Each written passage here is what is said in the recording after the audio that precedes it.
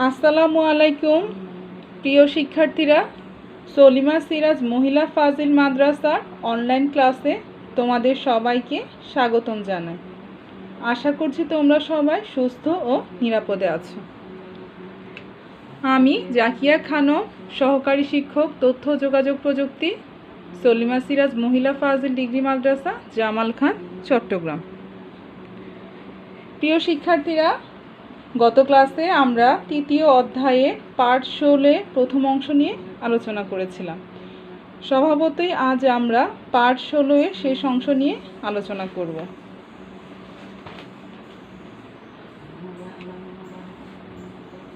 শিক্ষার্থীরা, চলো আমরা ছবিটি দেখি। এই ছবিটি দেখে আমরা কি বুঝতে পারছি? ছবিটি দেখে বোঝা যাচ্ছে যে কম্পিউটার দুটোকে অনেকগুলো কীট আক্রমণ করে কম্পিউটারের ডিভাইসগুলোর ক্ষতি সাধনে মেতে উঠেছে। এর পরের ছবিটি দেখে আমরা কি বুঝতে পারছি? আমরা গত ক্লাসের ধারাবাহিকতায় বুঝতে পারছি যে বিভিন্ন ক্ষতিকারক সফটওয়্যারগুলো কম্পিউটারের আক্রমণ সাধন করছে। সুতরাং তোমরা বুঝতে পারছো আমরা আজ আলোচনা করছি তৃতীয় অধ্যায়ের তথ্য যোগাযোগ প্রযুক্তি, নিরাপদ ও নৈতিক ব্যবহার, পার্ট 16 এর শেষ অংশ, পৃষ্ঠা 38 ও 39। এই দুটি পৃষ্ঠা আলোচনা শেষে আমরা বর্ণনা করতে পারব মেলওয়্যারের পরিচিতি, মেলওয়্যার কেমন করে কাজ করে, প্রচলিত মেলওয়্যারের প্রকারভেদ, নির্দিষ্ট 3 প্রকার মেলওয়্যারের বৈশিষ্ট্য। শিক্ষার্থীরা, চলো আমরা মেলওয়্যার সম্বন্ধে জানি। মেলওয়্যার শব্দটি এসেছে দুটি শব্দ মেলেশিয়াস ও সফটওয়্যার হতে। মেলেশিয়াস শব্দে প্রথম অংশ মেল এবং সফটওয়্যার শব্দের শেষ অংশ ওয়্যার মিলে তৈরি হয়েছে মেলওয়্যার। মেলেশিয়াস অর্থ ক্ষতিকারক আর সফটওয়্যার অর্থ সফটওয়্যার। সুতরাং মেলওয়্যার অর্থ ক্ষতিকারক সফটওয়্যার।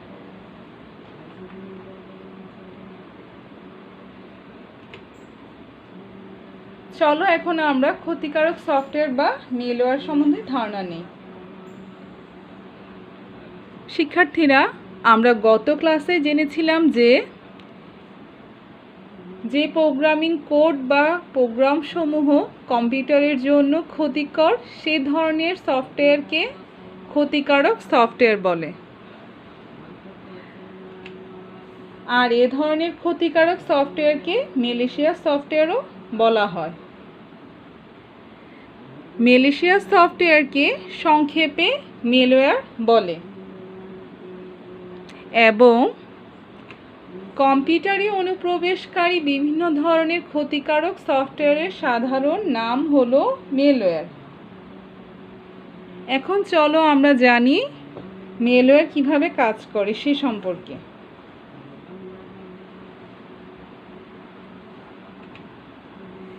সাধারণত কম্পিউটার সিস্টেমে সফটওয়্যার নিরাপত্তা ব্যবস্থা ত্রুটি মেলওয়্যার তৈরির সুযোগ তৈরি করে দেয়। অপারেটিং সিস্টেমের ডিজাইনের গলদ বা ভুলকে ব্যবহার করে সফটওয়্যার অকার্য করার জন্য মেলওয়্যার তৈরি করা হয়। আবার যেহেতু উইন্ডোজ অপারেটিং সিস্টেমের সংখ্যায় পৃথিবীতে সবচেয়ে বেশি, তাই বিশ্বে অন্যান্য অপারেটিং সিস্টেমের তুলনায় উইন্ডোজ অপারেটিং সিস্টেমেই মেলওয়্যারের সংখ্যা বেশি এবং অপারেটিং সিস্টেমের গঠনের নিরাপত্তার ত্রুটির এই সুযোগটি কিন্তু নেয় মেলওয়্যার।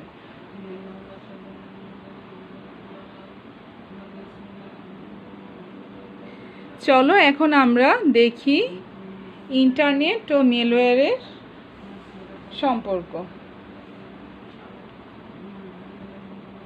শিক্ষার্থীরা, তোমরা দেখতে পাচ্ছ এই ছবির মাধ্যমে বিশ্বের ইন্টারনেটের ব্যবস্থাকে বোঝানো হয়েছে। আজকের এই প্রযুক্তি নির্ভর বিশ্বকে ইন্টারনেট ছাড়া কি তোমরা কল্পনা করতে পারো? অথচ ইন্টারনেটের বিকাশের আগে মেলওয়্যারের সংখ্যা ছিল খুবই নগণ্য। কিন্তু ইন্টারনেট বিকাশের সাথে সাথে ইন্টারনেটের মাধ্যমে মেলওয়্যার ছড়িয়ে দেওয়ার সম্ভাবনাকে ব্যবহার করে মেলওয়্যারের সংখ্যা বৃদ্ধি পাচ্ছে, আর এক শ্রেণীর অসাধু প্রোগ্রামাররা এই সম্ভাবনাকে কাজে লাগাচ্ছে। চলো এখন আমরা গত ক্লাসে দেখেছিলাম মেলওয়্যারের প্রকারভেদ, তা নিয়ে আবার একটু পর্যালোচনা করি। মেলওয়্যারের প্রকারভেদগুলো কি কি মনে আছে তোমাদের? মেলওয়্যারের প্রকারভেদগুলো হলো virus, worm, Trojan horses, rootkits, keylogger, dialer ও স্পাইওয়্যার ও অ্যাডওয়্যার। চলো এখন আমরা অধিক শনাক্তকৃত ও প্রচলিত মেলওয়্যার সম্বন্ধে ধারণা নিই। অধিক শনাক্তকৃত ও প্রচলিত মেলওয়্যারগুলোর মধ্যে সবচেয়ে বহুল ব্যবহৃত তিনটির মধ্যে একটি হচ্ছে কম্পিউটার ভাইরাস, কম্পিউটার ওয়ার্ম ও ট্রোজান হর্সেস। কিন্তু শিক্ষার্থীরা, আমরা সচরাচর সব কিছুকে ভাইরাস মনে করে থাকি, অথচ ভাইরাস, ওয়ার্ম ও ট্রোজান হর্সের আচরণগত ও সংক্রমণগত পার্থক্য রয়েছে। চলো শিক্ষার্থীরা, এখন আমরা এই সম্বন্ধে একটি ধারণা লাভ করি। এখানে আমরা কি দেখতে পাচ্ছি? এখানে যে আইকনটি আমরা দেখতে পাচ্ছি তা খুবই পরিচিত একটি আইকন, যা অব্র বাংলা লেখার সফটওয়্যারকে নির্দেশনা করে।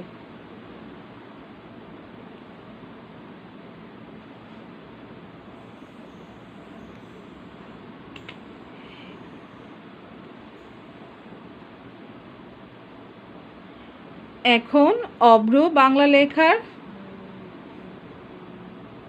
একটি exe ফাইল টাইপস আমরা দেখতে পাচ্ছি। এই ফাইলের মাধ্যমে মেলওয়্যার যে কোনো প্রোগ্রামে প্রবেশ করতে পারে। exe ফাইল হচ্ছে এক্সিকিউটেবল ফাইল।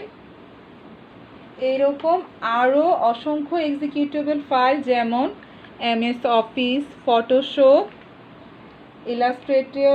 ইলাস্ট্রেশন ফাইল ইত্যাদির সাথে যুক্ত হয়ে মেলওয়্যার কম্পিউটারে প্রবেশ করতে পারে। চলো এবারে আমরা ভাইরাসের মাধ্যমে এক্সিকিউটেবল ফাইলের সংক্রমণ সম্বন্ধে ধারণা লাভ করি।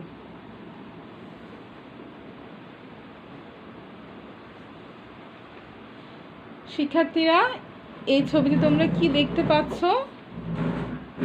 এই ছবিতে আমরা দেখতে পাচ্ছি ভাইরাস হিসেবে একটি exe ফাইল। এটি অনেকগুলো প্রোগ্রামকে পরস্পর সংক্রমিত করতে পারে, অর্থাৎ যে সফটওয়্যার বা ফাইলের সাথে ভাইরাসটি সংযুক্ত আছে সেটি চালালে ভাইরাসটি সেই প্রোগ্রামকে সংক্রমিত তো করবেই, এবং সে ডিভাইস বা কম্পিউটারের অন্যান্য কার্যকারী ফাইলে স্বয়ংক্রিয়ভাবে সংক্রমিত হয়ে পড়তে পারে। এখন চলো আমরা ভাইরাস সংক্রমণের মাধ্যমগুলো সম্বন্ধে ধারণা নিই। শিক্ষার্থীরা, এখন আমাদের জানা প্রয়োজন ভাইরাস কিভাবে সংক্রমিত হয়। ভাইরাস কি নিজে নিজে সংক্রমিত হয়, নাকি কোনো মাধ্যম ব্যবহার করে সংক্রমিত হয়? শিক্ষার্থীরা, আমরা কোনো ফাইল বা ডকুমেন্ট স্থানান্তর করার জন্য কোনো পেন ড্রাইভ বা ডিভিডি ব্যবহার করি। ইউজাররা এই পেন ড্রাইভ বা ডিভিডি ব্যবহার করলে তাতেই কি কম্পিউটার ভাইরাস দ্বারা আক্রান্ত হতে পারে? তোমাদের কি মনে হয়? শিক্ষার্থীরা, কম্পিউটার ভাইরাস ব্যবহারকারীর হস্তক্ষেপ ছাড়া অজান্তে হলেও ছড়িয়ে পড়তে পারে না। পেন ড্রাইভ বা ডিভিডিতে ভাইরাসে আক্রান্ত কোনো ফাইল থাকলে তা ছড়িয়ে পড়ে না। কম্পিউটারে সেই ভাইরাসযুক্ত পেন ড্রাইভ বা ডিভিডিটি যুক্ত করে ব্যবহার করলেই ভাইরাসটি সক্রিয় হয়।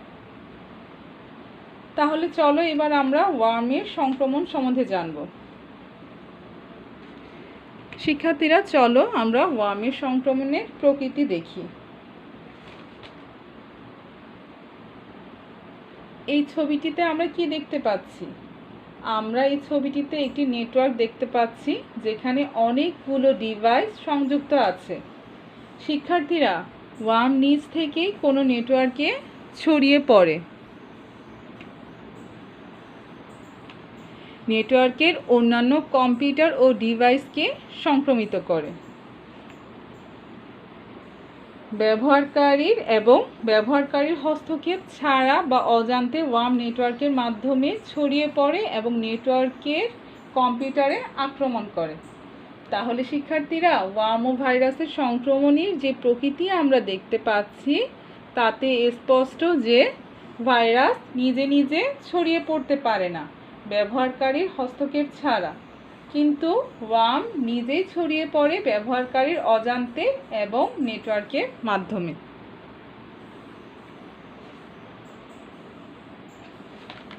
তাহলে চলো এখন আমরা ওয়ার্মের সংক্রমণের মাধ্যম সম্বন্ধে জানব।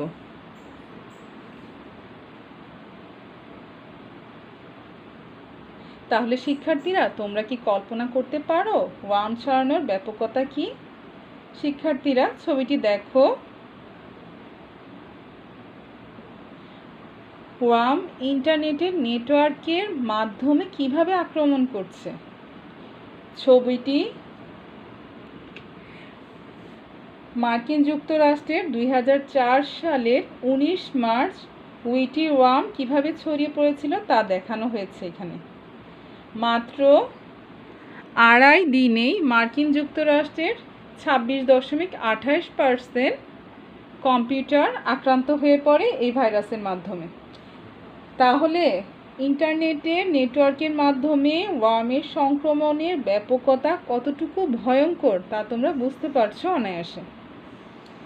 এবার আসো আমরা ট্রোজান হর্সের মাধ্যমে সংক্রমণ নিয়ে জানব।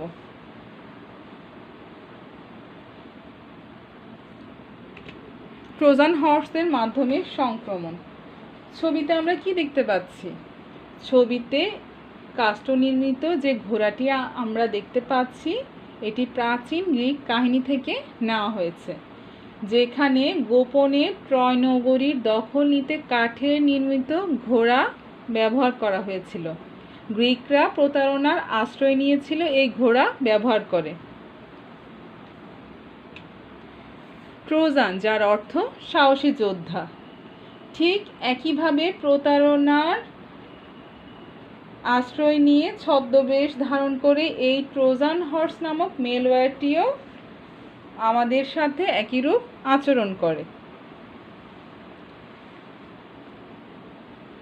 আর গ্রিকদের এই ট্রোজান হর্স এবং আমাদের প্রচলিত সবচেয়ে অধিক ব্যবহৃত ট্রোজান হর্স মেলওয়্যারটিও একই রকম আচরণ করে আমাদের সাথে। গ্রিকদের নির্মিত ট্রোজান হর্স ও ট্রোজান হর্স মেলওয়্যারের চরিত্র ঠিক একই রকম। প্রতারণার আশ্রয় নেওয়া, ছদ্মবেশ ধারণ করে প্রতারণা করা, অর্থাৎ ভালো সফটওয়্যারের ছদ্মাবরণে নিজেকে আড়াল করে রাখা এবং ক্ষতি সাধন করা। ব্যবহারকারী সরল বিশ্বাসে এই ক্ষতিকারক সফটওয়্যারটি ব্যবহার করে আর তখনই ট্রোজান হর্সটি কার্যকারী হয়ে ব্যবহারকারীর ফাইলটি ধ্বংস করে দেয় এবং এতেই কিন্তু শেষ নয়, নতুন নতুন ট্রোজানও আমদানি করে থাকে। শিক্ষার্থীরা, ক্ষতিকারক সফটওয়্যারটি নিজেকে আকর্ষণীয় করে ব্যবহারকারীর কাছে নিজেকে উপস্থাপন করে যাতে ব্যবহারকারী এই সফটওয়্যারটি ইনস্টল করে নেয়। শিক্ষার্থীরা, ছবিতে তোমরা কি দেখতে পাচ্ছ? এই ছবিতে আমরা দেখতে পাচ্ছি অতি সংগোপনে, অর্থাৎ ট্রোজান হর্স বা ক্ষতিকারক সফটওয়্যারটি কম্পিউটারে ঢুকে পড়ে, যা এই ছবিতে যেভাবে দেখাচ্ছে যে একটি চোর আমাদের ঘরে আমাদের অজান্তে কিভাবে ঢুকে পড়ে, ঠিক তেমনি ট্রোজান হর্সও আমাদের অজান্তে ব্যবহারকারীর অগোচরে ট্রোজান হর্স কম্পিউটারে ঢুকে পড়ে। ভালো সফটওয়্যারের ছদ্মাবরণে নিজেকে আড়াল করে রাখে। কম্পিউটারের স্বাভাবিক প্রক্রিয়ায় বাধা দেওয়ার পাশাপাশি গুরুত্বপূর্ণ ফাইলগুলো হাতিয়ে নেয়। এই হচ্ছে ট্রোজান হর্সের সংক্রমণের ধরন। তাহলে শিক্ষার্থীরা, আজ আমরা কি শিখলাম? আজ আমরা শিখলাম মেলওয়্যার কি, মেলওয়্যার কেমন করে কাজ করে, প্রচলিত মেলওয়্যার এর মাধ্যমে কোন 3 ধরনের মেলওয়্যার বেশি দেখা যায়, আর এরাই বা কীভাবে আমাদের আইসিটি ডিভাইসকে সংক্রমিত করে, অর্থাৎ কম্পিউটার ভাইরাস, ওয়ার্ম ও ট্রোজান হর্সের সংক্রমণের ধরন আজ আমরা শিখলাম। শিক্ষার্থীরা, আমার সাথে এতক্ষণ থাকার জন্য তোমাদের সকলকে ধন্যবাদ। সবাই সুস্থ নিরাপদে থাকবে। আল্লাহ হাফেজ।